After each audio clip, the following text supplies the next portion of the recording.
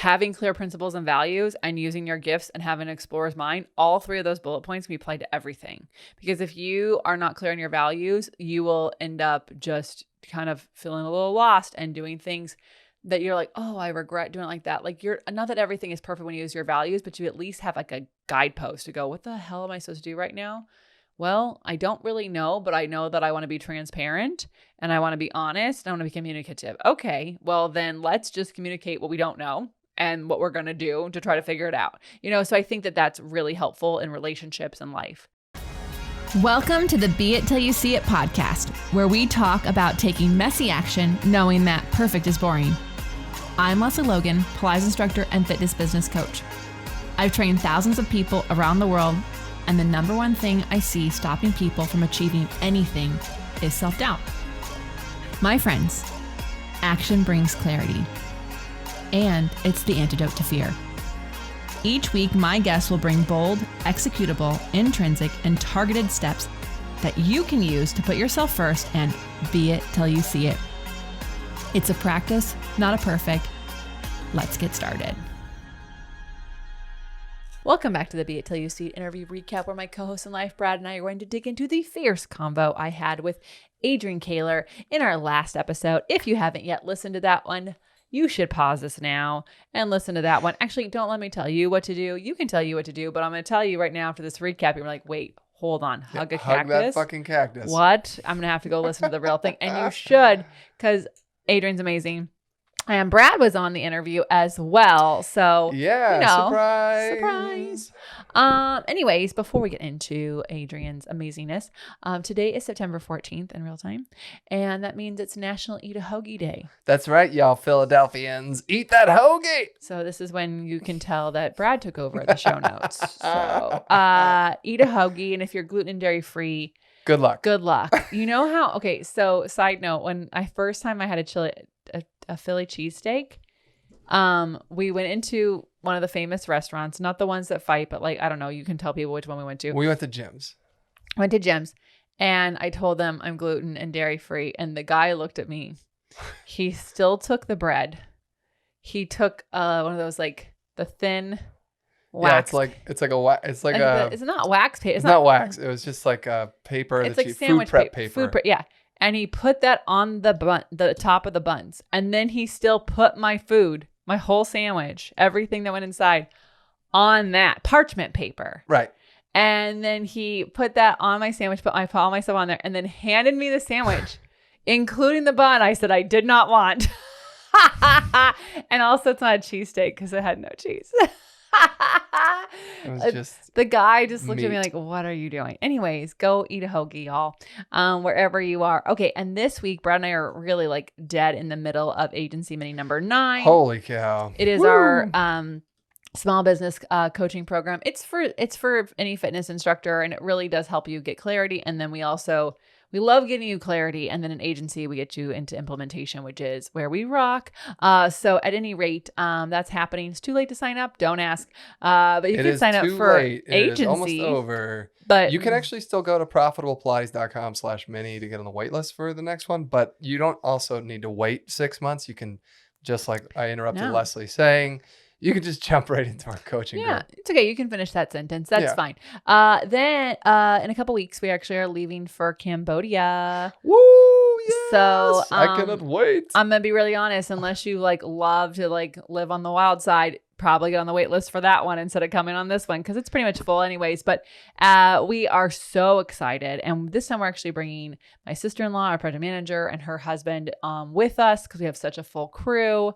It's just going to be amazing. I can't wait for them to see this space because they haven't been there yet. So you can go to leslielogan.co/retreat. And if you are wanting to host your own retreat in Cambodia and use our space, you can do that too. So just reach out to us. Yeah, that's right. We have a 12-bedroom apartment building there, and all the relationships that we built since 2017. And it's been this will be our first year. 2023 is our first year letting somebody else take over our space and run their retreat. Effectively, we handle all of the logistics and all the program and all the food and any of the variables. You just teach your thing and then bring your people. You sell it, you teach it, you bring your people. We do all the stuff behind the scenes that is annoying. And then we come back. I get to see the dogs for like 7 days. And then I'm going to be going to Chicago. Finally, Erica Quest and I get to hang out in real life. That's November 4th and 5th. We've got some workshops. You're probably wondering, oh my God, how do I sign up? You have got to wait. Make sure you're following me on Instagram and you will find out, or make sure you're on our newsletter list. You will find out that way. But I don't have a link for you because we have, there's a 2-week window for people at this specific studio to sign up first, and then we can let the public sign up. And then in December, we go back on our road tour, our winter tour. So, I think I-70 is basically whatever is along Route 70 all the way to Philly, and then down through the 40. Am I remembering it correctly? What's the one through Texas that we do? Is it the 10? 20. The 20? Usually it's the 20 and the 10. The 20 and the 10. Okay, not the 40. At any rate. But we've hit the 40 before. Sometimes. You're not that far off. Yeah. So anyways, we'll be doing that. More details to follow, so don't worry about it. Just keep listening to this amazing show. Before we talk about Adrian, do we have an audience question? We totally do. I heard you have a mentorship program. Yes. And the question is it too late to apply? And when is the next one? Okay, so at the time that this is dropping, I think we just closed applications. This is September 14th. So the 13th, we closed applications. That's right. So here's the deal. Assuming it's full, then yes, too late to apply. However, one of the girls in our current round 3, she literally heard about it on the podcast like a week before we started, and someone had happened to drop out and she took their spot. Yep. So what I would say is go to lesleylogan.co/elevate. Elevate's the name of the mentorship. And get on the wait list, and then reach out to us ASAP if you're like, oh my God, I do not want to wait till 2025. Exactly. Can't make promises, but worth like raising your hand. The actual next rounds are in 2024 and they kick off in January. Just why the applications are now. So we can get everyone ready and get all the things going. They have the dates ahead of them. So it's really exciting. I only can run so many a year because I can only have so many people, and it takes so much of our time. So anyways, I really hope that if this is the year that's meant to be for you, you raise your hand and we have a spot. And if not, well, then who knows? Who knows? Maybe we do I don't know. Never know, but you should just reach out. So lesleylogan.co/elevate to get more information about that. It is for teachers who have already done a comprehensive. It doesn't matter if it was classical or contemporary. None of that matters. It doesn't matter if you just finished or been teaching for 20 years, but you do have to have already done a comprehensive training. If you have questions, life, business, relationships, Pilates, dogs, and you would like to hear our take on that, you can just send it in to the Beit Pod. We are happy to answer your questions, whatever those ones are. Okay, now let's talk about Adrian Koehler.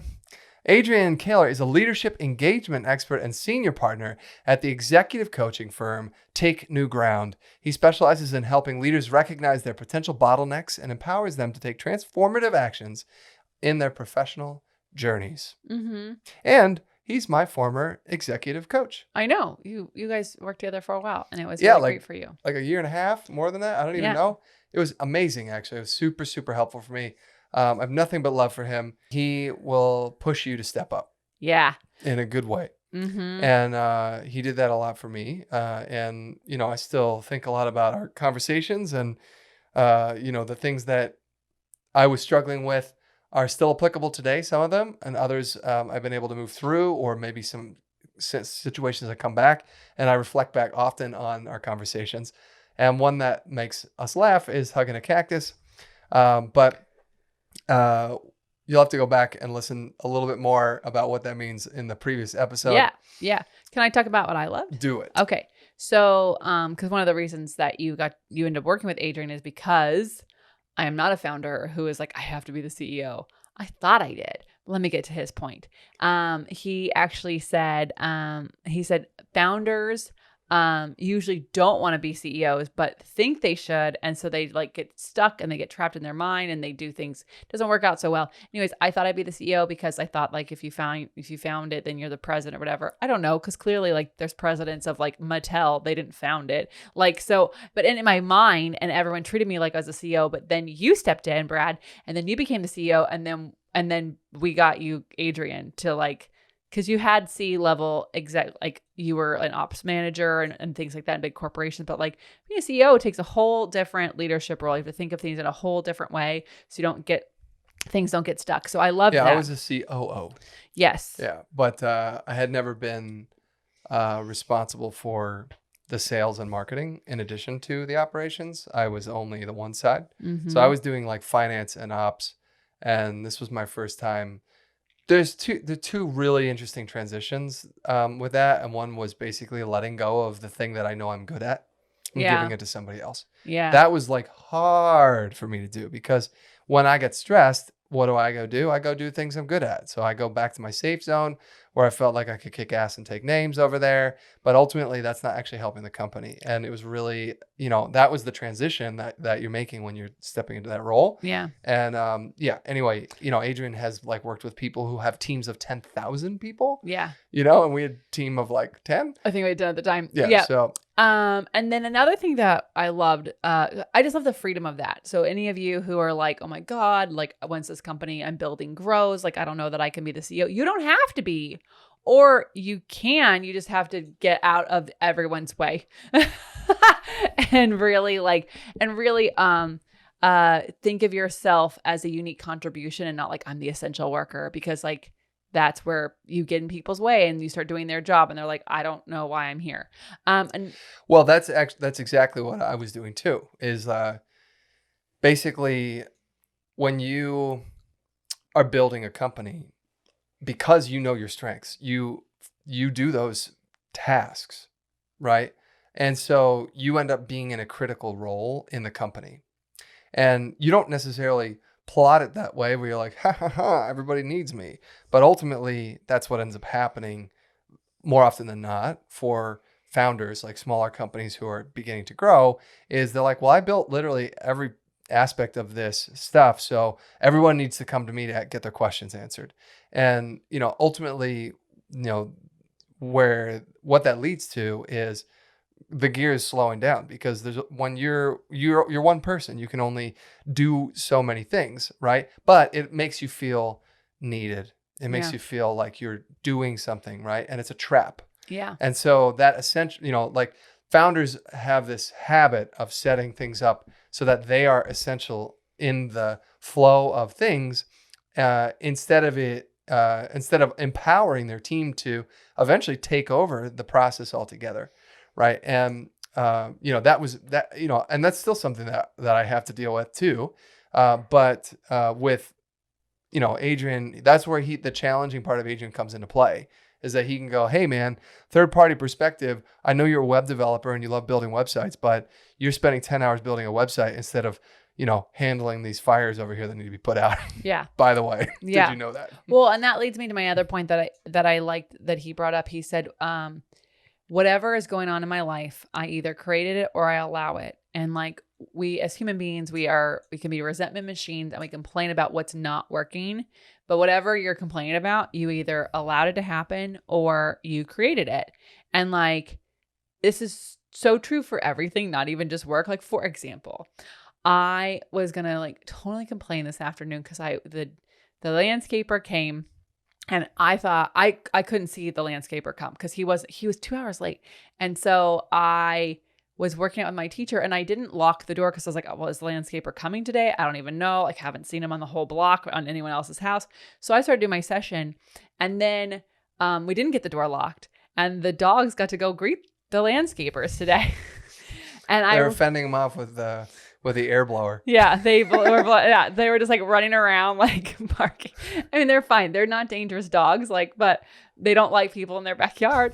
So at any rate, I heard their barks go outside. I got up, I let them in, and part of me wanted to just like complain so much because like, why the fuck didn't Brad lock the door when he saw the landscapers come because his office is got a window to see the thing? And I caught myself because I'm going, I could have said to Brad, I'm going to not be able to lock the door because I've got a session. Or I could have just fucking locked the door anyways. And so I basically like allowed that whole situation in because we didn't communicate. And we didn't communicate. And it's so funny because I saw them, but I was on a call and I saw them, and for some reason it just didn't register. And so normally I see them and I just like casually lock the back door, and I didn't do it today. I don't know. And I thought, what the hell? You know, but I just bring that up because I think sometimes we can think of, like, when a business coach comes on here, we can think about things being businessy. And I thought that this point was so holistic because whatever is going on, you either created it or you allowed it. Yeah, I think ultimately that's what it comes down to. The idea that it's not happening to me, right? It's something that I brought into my world. And don't yell at me on YouTube because somebody died in your life and you're like, that doesn't apply to you. We're talking about like the things in your life that you're making decisions on. Last time we talked about it's happening for me. Someone goes, my dog just died. That is not happening for me. And I was like, okay, see yourself in the story, some other example. Jeez. Yeah, but I do think that's like part of the, that's actually the argument, and that's where the challenge is, right? Is that, there's a very much, it's easy to be a victim. Yeah. And it's hard to embrace this idea that we had an influence in the things that are happening in our lives, and we had some choice in that matter. And that might not be always like black and white, crystal clear, but especially within a company or within, whatever it is that's happening in your family, in school, or in your job, if there's conflict or if there's something that isn't happening the way that you want it to be happening, you still are participating in some way. Yeah. And there's decisions that are made there. You're not upholding boundaries, or you let people break those boundaries and you didn't correct them when that happened. Right. Like all these, it's just incredible. So anyways, yeah, I love it. I love that example. I think that is a really great sentence to like pin somewhere on your wall. What did you love that he said? Yeah, that's deep. Okay. Adrian said, a lot of possibilities are in the periphery. And I thought this was interesting because I think that the idea, again, like waiting for something to be stupidly obvious for us to go do the thing, it's never going to be obvious, right? So we may be on a path, but being open to possibility that like this path that we've defined, I want to, like for me, here's a perfect example of a path that I defined. I was going to be Adam Levine, and I decided that means I have to go to music college, and I'm going to leave music college. I'm going to be in a band, and my band is going to get signed, and then I'm going to sell 1 million records, and I'm going to tour the world for the rest of my life. And I'm going to be a 75-year-old rock star that everybody goes, they should probably quit, but they're so fucking awesome. That's the path that I had decided for myself, right? And that was my dream, right? But I had kind of created this box that I had put myself in. And for years, I was unwilling to look anywhere except for like only at that thing. And I think that when you're allowing yourself to be open, there were peripheral things happening all throughout that time where I could have been, maybe I could have made some money. Maybe I could have, I don't know, some opportunity or something if I had been looking kind of like on the sides and been open to this idea that maybe what I think my path is, maybe there's other paths for me, right? And so the idea that the possibilities are in the periphery. I mean, I was one of those possibilities in the periphery. I'm just going to say like, hello, amazing periphery. Well, I'm so excited about that periphery, but let me finish my example here. While I was doing my music, you've heard me talk about how my innate strengths were the organization, the admin, the booking, the sales, effectively all those things, at which when it wasn't until my dream came to a hard wall where everything stopped that I was like, oh shit, I can't keep going forward. What am I going to do now? That was the only time I was finally willing to look around and be like, I need to do something else. What can I do? Right. And that kind of took me into the operation side of things, and so, I think when you have a vision like that, it can also be restrictive, is ultimately Yeah. the point. Yeah. I I think he said that your vision can be an agenda too. Actually, you said that, your vision can turn into an agenda, Yeah. and I think that was the same thing for me. And so I wasn't like, I didn't celebrate things that were happening in my life outside of my dream, my vision. Yeah. And it really put me in a weird That's why box. we have FYFs, guys, because everyone is treating their life like it's a fucking agenda and not really understanding that you are experiencing some amazing things that could lead you to different places if you just took a moment to go, oh, that was fun. Oh, that was weird. Huh. Well, this is a wrong turn. Like there's adventures everywhere. Yeah, I think something that is a little scary about those adventures is like what happens when lifes and things shift and change. I Put on an amazing rap song and keep going. yeah, I didn't do that. I got angry. Yeah. Yeah, like angry. And for years I was angry. This was in my 20s, right? Where I was like just super, super frustrated that things weren't going the way that I thought that they were supposed to go, the way that I wanted them to go. I worked so fucking hard and things weren't panning out, right? And Adrian talked about how he deals with shifts and changes. And he gave us a quick little list here. He said, have clear principles and values, use your gifts, have an explorer's mindset, and then,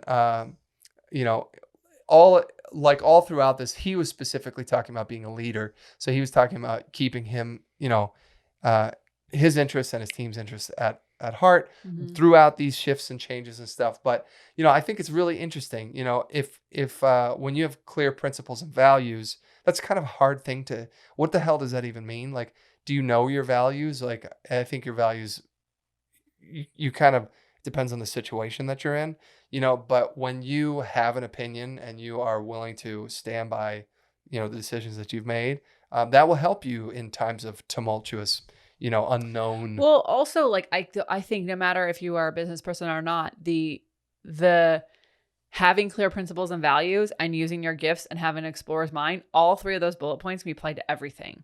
Because if you are not clear on your values, you will end up just kind of feeling a little lost and doing things that you're like, oh, I regret doing it like that. Like, not that everything is perfect when you use your values, but you at least have like a guidepost to go, what the hell am I supposed to do right now? Well, I don't really know, but I know that I want to be transparent and I want to be honest and I want to be communicative. Okay, well then let's just communicate what we don't know and what we're going to do to try to figure it out. So I think that that's really helpful in relationships and life. All right, let's talk about those be it action items. What bold, executable, intrinsic, or targeted action items can we take away from your convo with Adrian? He talked about, he kind of started going down, but he started listing. I know. Bold, I thought he was going to do.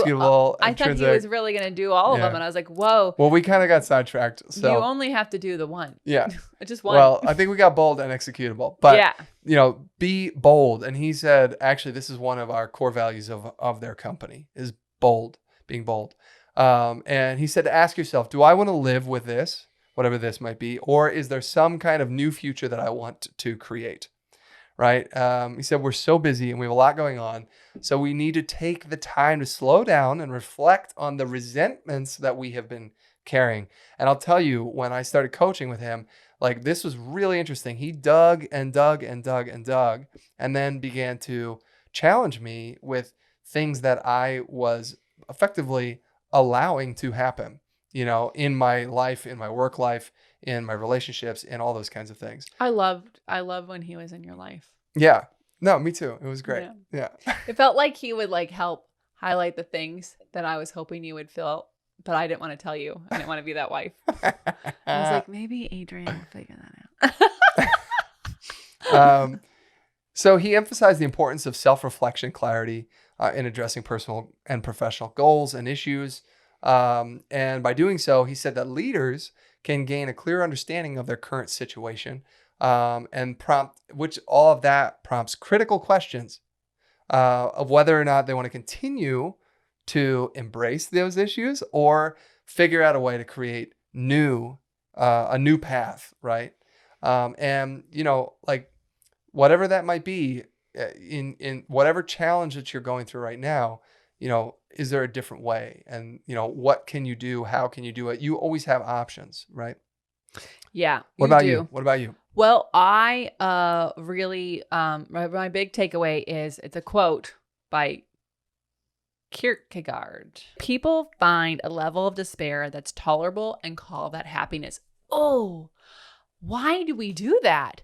It's so annoying. And it's really actually, you have people in your life that do this on a really grand scale. Yeah. My grandfather, big time one of those people. I don't even know if he found it tolerable. I think he just, I think called it happiness. He was just like flatline. But at any rate, I think Adrian said, like, it makes the heart sick if you don't have hope about how things can get better.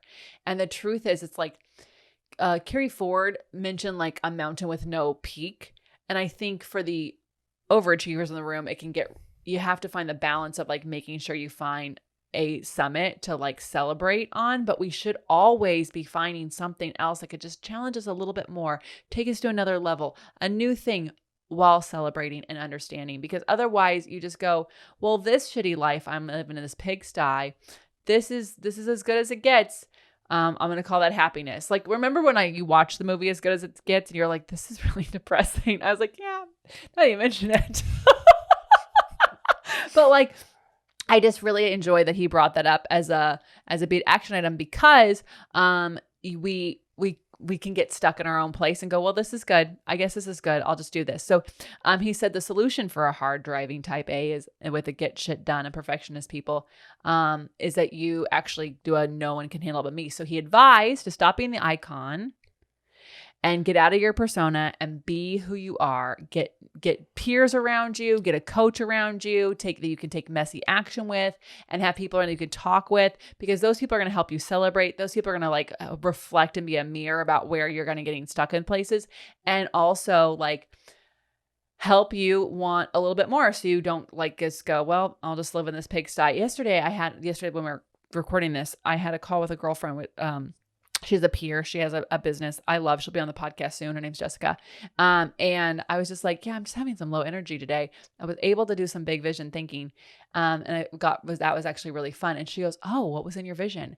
And it was just so fun to have someone who, we don't do the same business, but to ask that and be that peer where I could like share that with, because when you share that, it helps solidify a little bit and the universe gets in there and starts helping things out. So anyways, don't be the person who finds a level of despair and a tolerable and go, happiness, I'm happy. I don't think that's what like they're doing it like that. I think it's like it's not conscious. No, that's what I'm saying is like, I think with my marriage before, my past marriage, I thought to myself, why did I ever get married?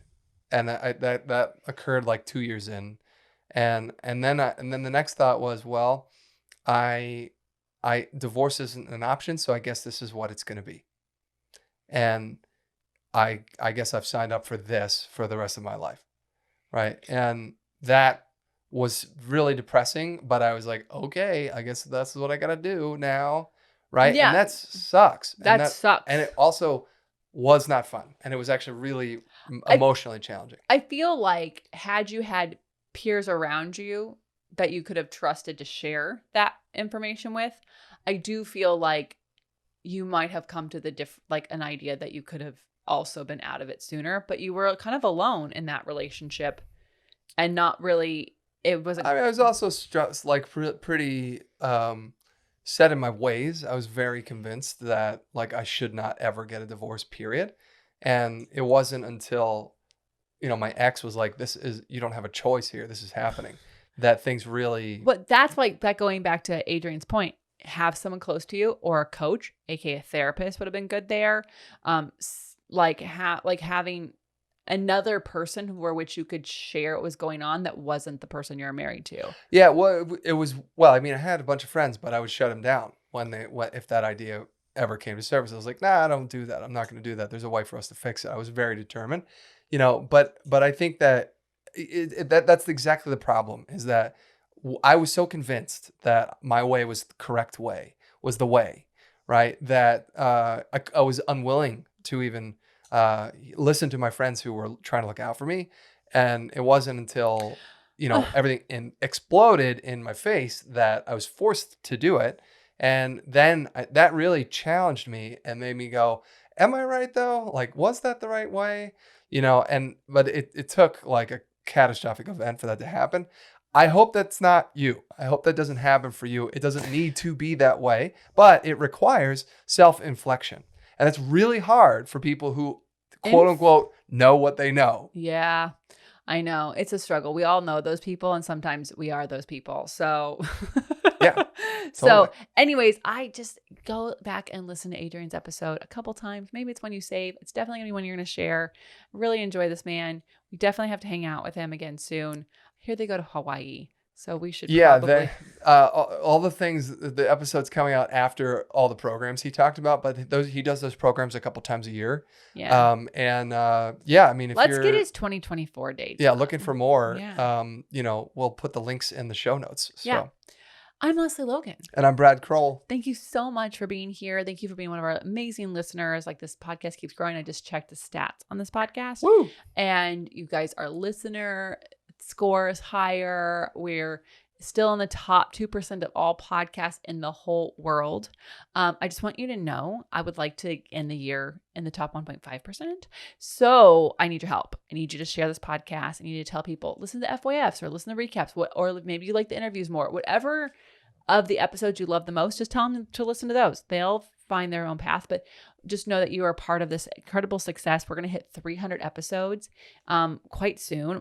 Claire Solly, who's been on the pod a few times, she was Brad's stand-in. She texted me the other day. She was like, oh my God, I just heard your podcast is on 256. Like, how in the world? And that was 10 episodes ago. So we're even closer now. So anyways, I'm just ready to have a lot of fun. So thank you for being a listener, and make sure that until next time, you be it till you see it.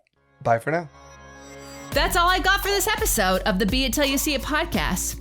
One thing that would help both myself and future listeners is for you to rate the show and leave a review. And follow or subscribe for free wherever you listen to your podcast. Also, make sure to introduce yourself over at the Be It Pod on Instagram. I would love to know more about you. Share this episode with whoever you think needs to hear it. Help us and others be it till you see it. Have an awesome day. Be It Till You See It is a production of the Bloom Podcast Network. It's written, filmed, and recorded by your host, Lesley Logan, and me, Brad Crowell. It is produced and edited by the epic team at Diseño. Our theme music is by Ali at Apex Production Music, and our branding by designer and artist Gianfranco Cioffi. Special thanks to Melissa Solomon for creating our visuals and Samena Velazquez for our transcriptions. Also to Angelina Herrico for adding all the content to our website, and finally to Meredith Crowell for keeping us all on point and on time.